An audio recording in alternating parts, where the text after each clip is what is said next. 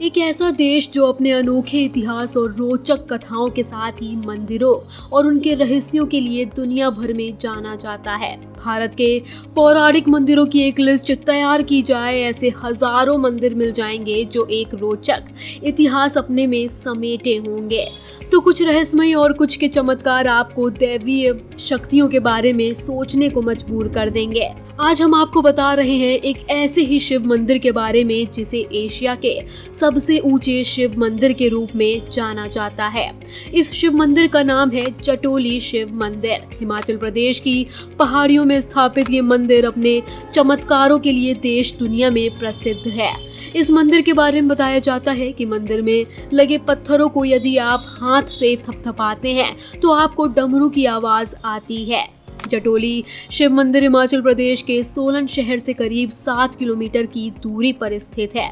महाशिवरात्रि के दिन यहाँ श्रद्धालुओं की भीड़ उमड़ती है। खासकर महाशिवरात्रि और सावन माह में श्रद्धालुओं का तांता लगा रहता है। स्थिति ये होती है कि दर्शन करने में भक्तों को घंटों इंतजार करना होता है। माना जाता है कि भगवान शिव ने इस स्थान पर तपस्या की थी।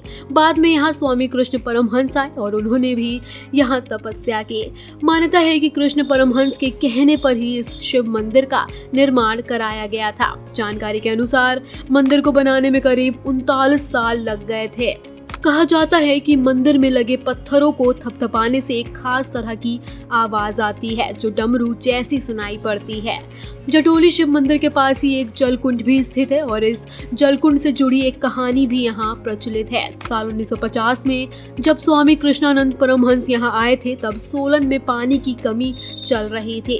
पानी की कमी के कारण यहाँ के लोगों को काफी मुश्किलों में जीवन गुजारना पड़ता था। ऐसे में स्वामी कृष्णानंद परमहंस ने घोर तपस्या की और फिर शिव ने अपने त्रिशूल से प्रहार किया और जल की धारा फूट पड़ी। तभी से यहाँ जलकुंड अस्तित्व में है। माना जाता है कि तब से आज तक इस स्थान पर पानी की कमी की परेशानी नहीं हुई। यहाँ के लोग मानते हैं कि त्रिशूल से बने इस जलकुंड के पानी से स्नान करने पर शरीर निरोगी हो जाता है।